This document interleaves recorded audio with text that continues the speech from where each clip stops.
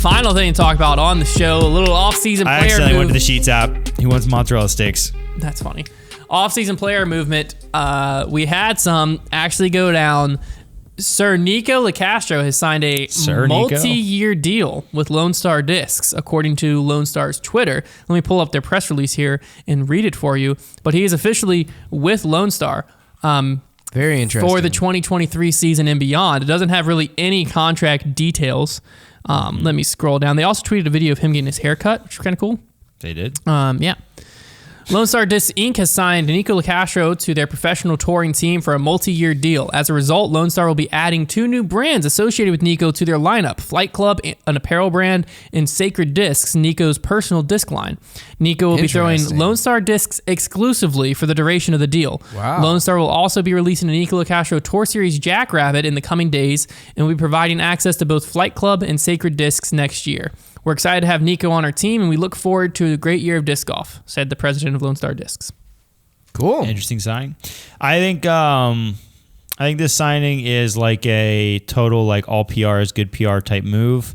Like Lone Star is trying to like establish themselves on the map. I think they have some good molds and some good plastic. I currently have a Lone Star Warbird in my bag, and I think it's fantastic.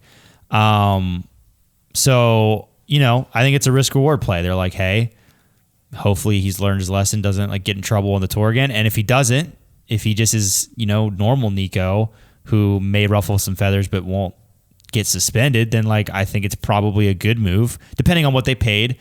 The fact that they acquired his companies makes it feel like they were the aggressors in this deal. Well, I don't know if it's hard to know if they like fully acquired. They have access to his companies. Yes. That fact to me says that.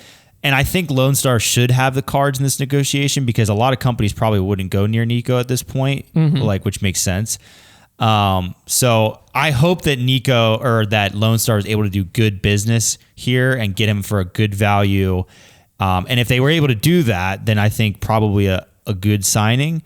But it's just one of those things where like if 2 months from now something happens again, Nico gets suspended, then it's like, well, then it was a dumb signing. It's just totally a coin flip, I think. Yeah, but you know what? I do think that realistically, it really just depends on the price. If I knew the price, I could really have an opinion. What should have happened here is Nico should be, it's a risk for sure for a company to sign Nico, but he has name recognizability. He has skill level to compete at the top. And you could be a part of his redemption arc where he could come out and like, you're now tied to someone who is a changed man in the 2023 season. It's true. There's a possibility there as well. So, but what I'm saying for Lone Star though, why I like this move is realistically Nico with the current market scape should be the cheapest big name player out there. Should be. So as Lone Star, we don't know what they got him for, but with what went down last year and the fact that Nico's currently under suspension and hasn't they don't know, he's not proven yet. You know, we've heard Nico say he's changed and stuff like that, but nothing's proven until we get on the course. And so they're taking a chance on him. Nico, I'm sure, is eternally grateful for that chance. But in doing so, they should have gotten him at a discounted rate to where Lone Star now is a player in the game. Now they have a top tier player, and I think it's big they signed him exclusively because previously I was thinking it was going to be like Chandler Kramer's throwing a mixed bag. Right. Exclusive Lone Star is going to be kind of fascinating. I think Nico's game will work well because like the Jackrabbit, I think he's going to love throwing. The Tombstone, I think will work well for him. The Warbird is basically a destroyer. The mid-range slot, I think they have the Walker, which is an overstable mid.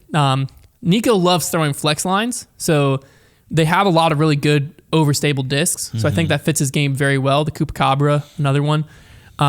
So I think there's a lot of discs that'll fit his game well, but they obviously don't have as established of plastic variety and mold variety as someone like a Innova Discraft Prodigy would have. So on that aspect, he is going into the season slightly disadvantaged. Yeah.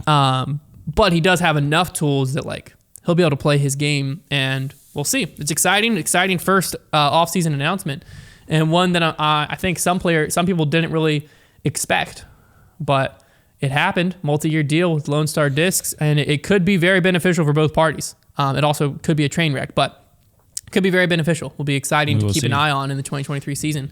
And I think that's going to be one of the big storylines as we get to Vegas is Nico's return and also Nico's first tournament with Lone Star on his back. Yeah. More so Nico's return than the Lone Star side. But if Nico's return goes well, huge PR for Lone Star.